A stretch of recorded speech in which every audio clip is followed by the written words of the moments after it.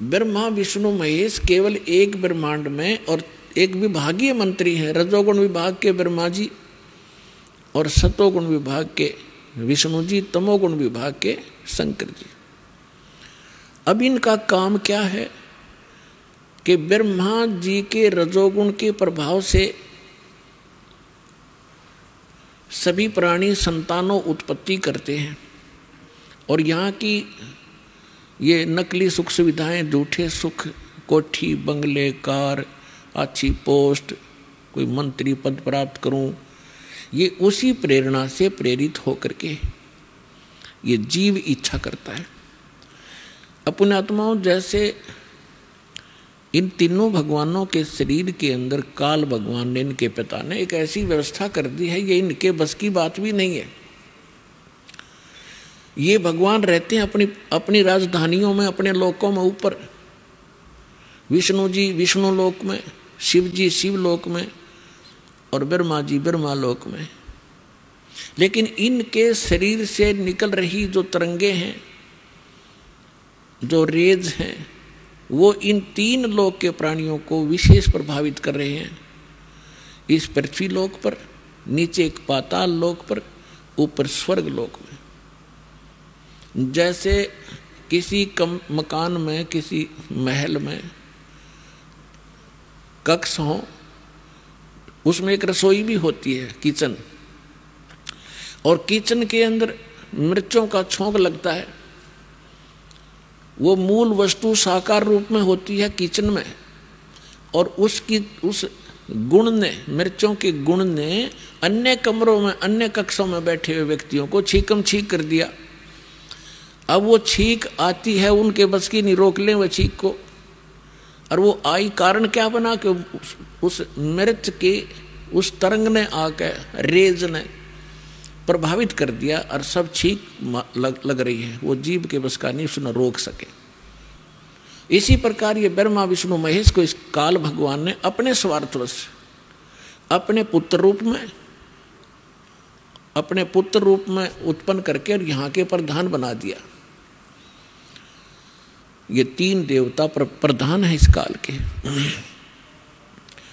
और इन्हीं से निकल रहे इन गुणों से हम प्रभावित होकर के कैसे क्रियाएं कर रहे हैं।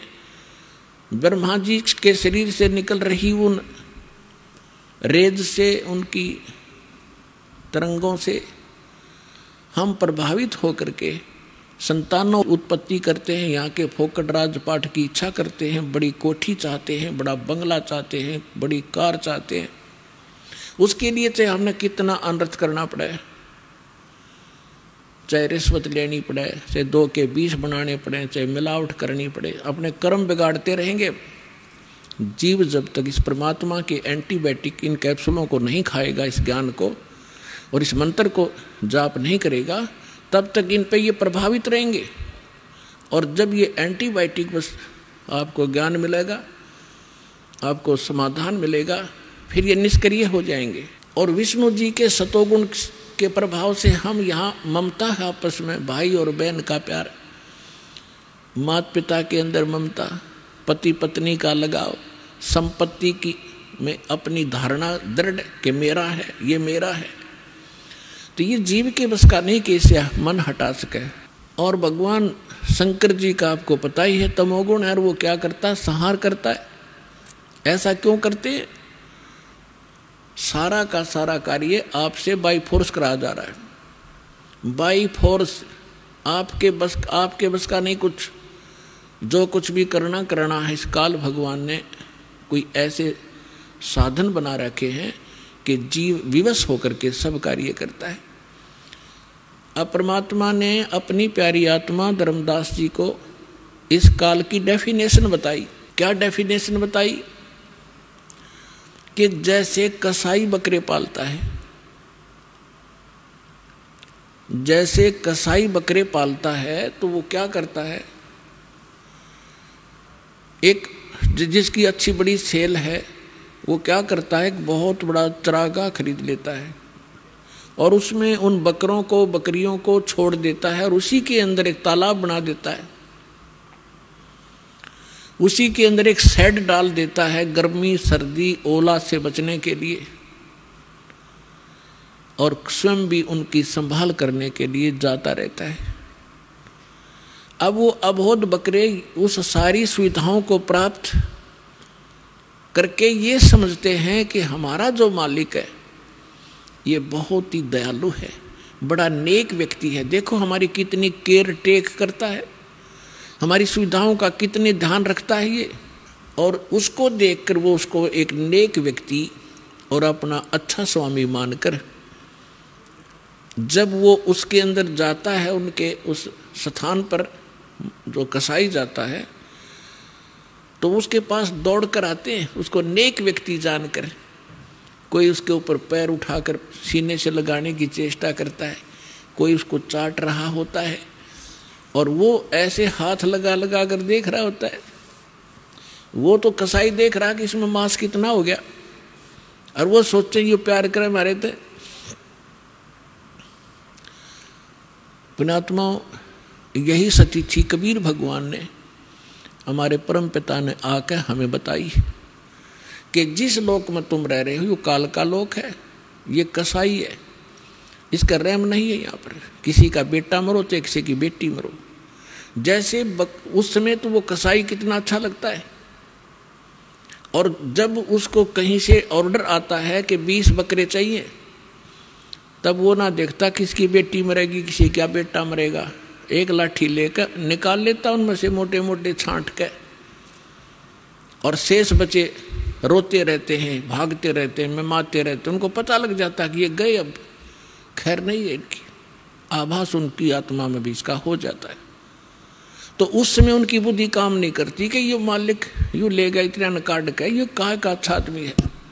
इसी प्रकार परमात्मा ने याद दिलाया है हमारे को कि आप इस काल के जाल को नहीं समझ सके, परमात्मा ने आके इसका जाल हमें समझाया है और बताया कि आप देख रहे हो जैसे यहाँ कितनी अच्छी ये मेवा है, ये ड्राई फ्रूट है, काजू है, किशमिश, सेब, संतरे फ्रूट हैं, और कितना अच्छा यहाँ वातावरण है, कितने अच्छे ये फल लगे हुए हैं, बढ़िया फसल है, अच्छी शीतल हवा चलती है, कभी वर्षा हो जाती है, समय पर सूर्य उदय हो रहा है, अस्त हो रहा है।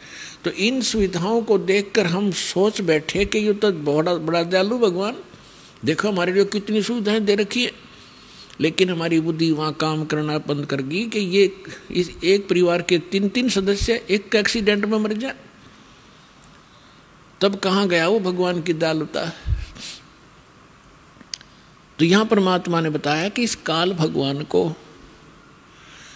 अपनी गलती के कारण एक श्राप लगा है। 1 लाख मानव शरीरधारी प्राणियों के सूक्ष्म शरीर से निकाल कर गंध आहार करने का। अपने आत्माओं जैसे ये शरीर है ये तो यहीं रह जाता है, जैसे बादाम के ऊपर एक कवर होता है, वो कवर खाने का नहीं होता, उसके अंदर गिरी होती है। इसी प्रकार हमारे इस स्थूल शरीर के नीचे एक सूक्ष्म शरीर है, और उस सूक्ष्म शरीर के अंदर जो भी हम इस स्थूल शरीर से खाते हैं, टेस्ट लेते हैं, आनंद लेते हैं, बकवाद करते हैं, सुल्फा शराब तम्बाकू सेवन करते हैं, उसका कुछ अंश उस सूक्ष्म शरीर में जाके समा जाता है, और उस सूक्ष्म शरीर के अंदर ये जीव मरता नहीं, और सूक्ष्म शरीर जल्दी से नष्ट नहीं होता। इस स्थूल शरीर को यहाँ कवर को छोड़ देते हैं, अंदर से वो गिरी ले जा करके एक तपस्या है इस काल भगवान के 21वें ब्रह्मांड में, और वो अपने आप प्रज्वलित रहती है, उसके ऊपर डाल दिए जाते हैं। उसमें ऐसा सिस्टम कर रखा है कि इसके वो जीव तड़पते हैं अपने आप, उनके बस के नहीं वहाँ से उठ जाएं। ऐसे पड़े पड़े जैसे खील बुनता है भड़बूजा, अपने आप चटक मटक होकर उठ गिरते हैं, पड़ते हैं, गिरते हैं, पड़ते हैं। और जिसने ज़्यादा तम्बाकू सेवन कर रखा है, ज़्यादा व्यसन कर रखे हैं, ज़्यादा मांस खा रखा है या कोई शराब पी रखी है, उनमें ज़्यादा गंध होता है, उनको ज़्यादा देर तक रखता है निचोड़ने के लिए। और फिर उससे एक लाख से निकले हुए उस गंध को ऑटोमेटिक उसके एक पात्र में चले जाते हैं और उसके बाद उन जीवों को वहाँ से उड़ा दिया जाता है। अब वो आकर के फिर बीच में शीतल क्षेत्र से आकर वो नॉर्मल से होकर धर्मराज के दरबार में आकर गिरते हैं गदड़ गदड़, जैसे बादरा ज्वार निकला कर थ्रेसर में तो अपने आप पड़ा कर पटर पटर जाके, तो वहाँ जा करके फिर पंक्ति लगवा देते हैं कि लाइन लगाओ, अपने कर्म अकाउंट कराओ। फिर वहाँ जाकर वो अकाउंट न्यारा रह गया, तेने इतने पाप किए, इतने पुण्य किए, पुण्य के लिए स्वर्ग चल, पाप के लिए नरक चल, फिर 83 लाख योनियों में ये चक्कर जो का तू। सतगुरु आए दया करी, ऐसे दीन दयाले, बंदी छोड़ वृत्तास कहा, जठर गनी प्रतिपाल। सतगुरु आए दया करी, परमात्मा स्वयं सतगुरु बनकर आए। सतगुरु मीन जो सच्चा ज्ञान दे, यथार्थ जानकारी दे भक्ति की। हम कौन हैं, हम कहाँ से आए हैं, हमारा यहाँ क्या उद्देश्य है जीने का, हम क्यों मर रहे हैं, क्यों खप रहे हैं। किसी की टांग कट गई, कोई कैंसर भोग रहा है, किसी के मुंह में बुरा हाल है, किसी का अधरंग मार गया है, किसी का बेटा मर गया, किसी की बेटी मर गई। एक परिवार के 4 सदस्य खत्म हो जाते, शेष टक्कर मार रहे होते। इस लोक में तुम रह रहे हो क्योंकि आपको विकल्प का पता नहीं था। और जिन नकली संतों ने परमात्मा की वाणी चुरा के इस राधा स्वामी पंथ, धन धन सतगुरु पंथ,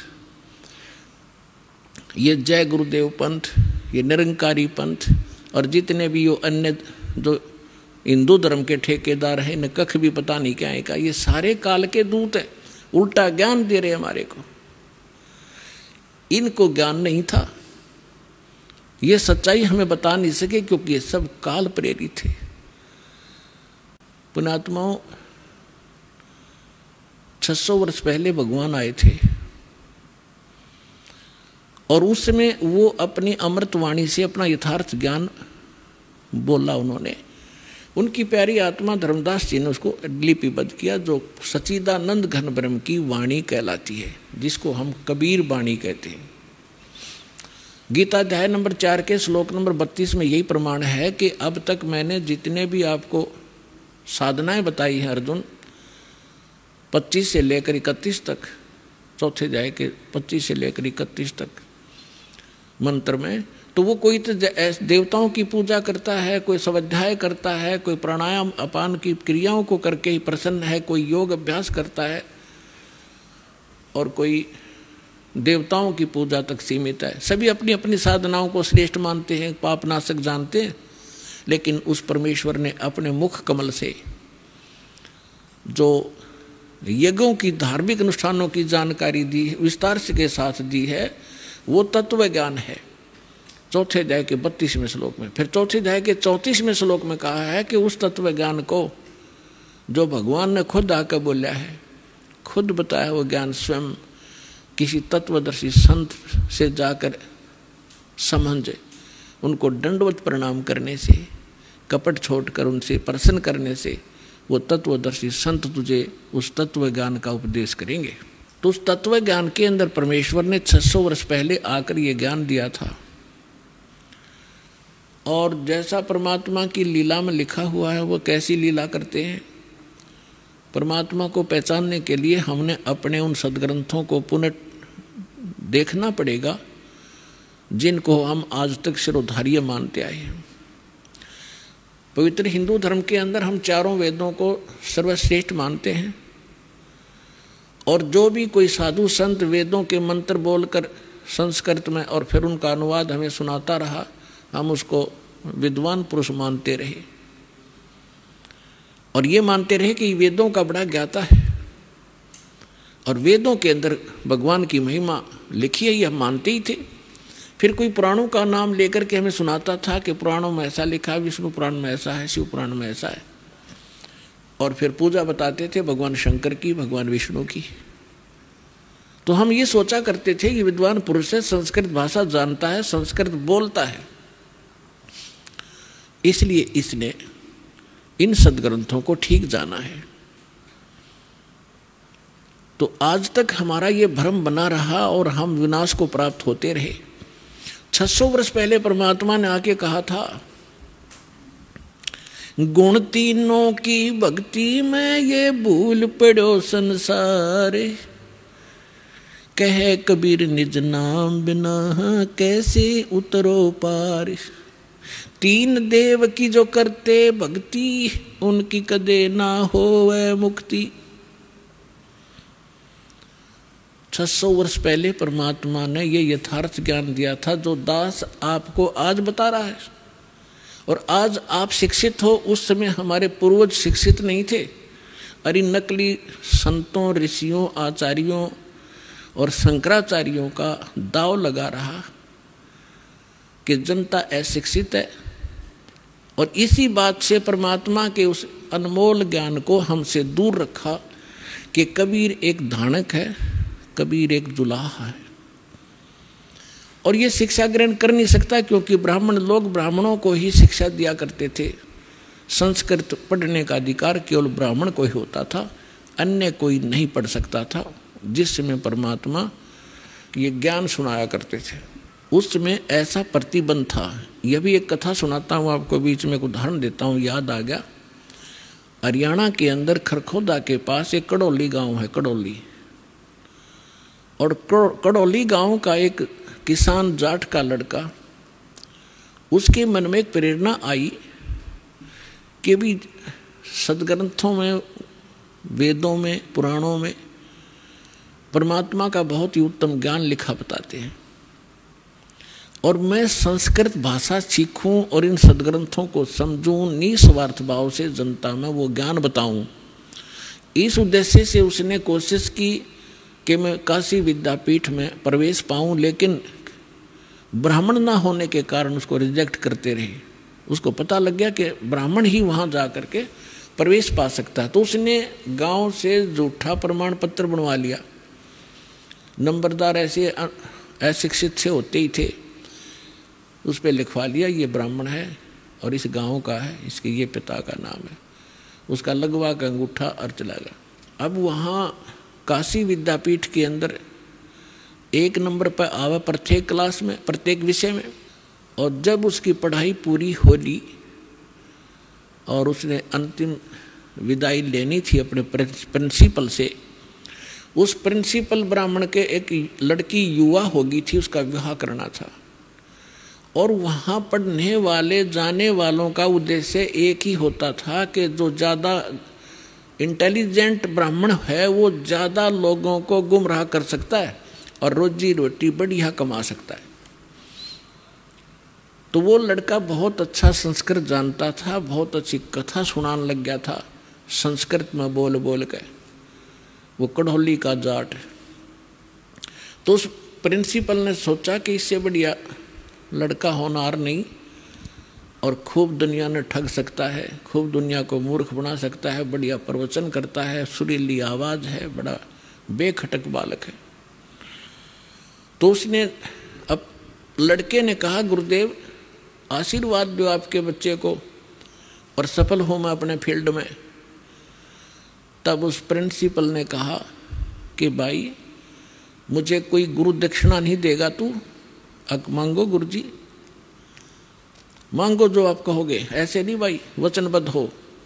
कहा जी हो गया वचनबद्ध कि मैं अपनी लड़की का रिश्ता आपसे करना चाहता हूं। अब वो फंस गया धर्म संकट में कि मैं जाट ये ब्राह्मण की लड़की, उसमें जात पात बहुत घनी हुआ करती, बाद में पता चल लेगा पंचायत होंगी, घनी दुखी कर देंगे ये लोग मुझे। तो उसने साची बतानी पड़ेगी कि गुरुदेव मैं एक बात बताना चाहता हूँ जो मैंने आज तक छुपा रखी थी। अब बता भाई। उसने सारी कहानी बता दी कि मैं संस्कृत पढ़ना चाहूँ था और मुझे कहीं से कोई सोर्स नहीं मिला संस्कृत पढ़ने का, इसलिए मैंने झूठा प्रमाण पत्र ला रखा। मैं ब्राह्मण नहीं हूँ, मैं पंडित नहीं हूँ, मैं जाट हूँ। इससे वो पंडित जी नाराज हो गए प्रिंसिपल, और उसको श्राप दे दिया कि तेरे को ये ताप लगेगा, तूने ब्राह्मण की आत्मा दुखाई है और तूने झूठ बोला है, और कसम खा, प्रतिज्ञा कर। कज बोलो क्या कर ली प्रतिज्ञा कि संस्कृत भाषा में कोई लिटरेचर नहीं लिखेगा, संस्कृत भाषा को पढ़ेगा नहीं आज के बाद, ना कोई प्रवचन करेगा। उसने कहा जी जो आपकी आज्ञा, प्रतिज्ञा करता हूं। उसको वहीं से बंद कर दिया कि संस्कृत भाषा बोलेगा नहीं, पढ़ेगा नहीं और संस्कृत में प्रवचन नहीं करेगा, क्योंकि उसको मालूम था कि ये अगर प्रवचन करने लगा तो अन्य की रोजी रोटी खत्म कर देगा। तो उसने क्या किया, फिर आकर के एक दादू जी हुए हैं, दादू महात्मा जी, परमेश्वर कबीर जी उनको मिले थे।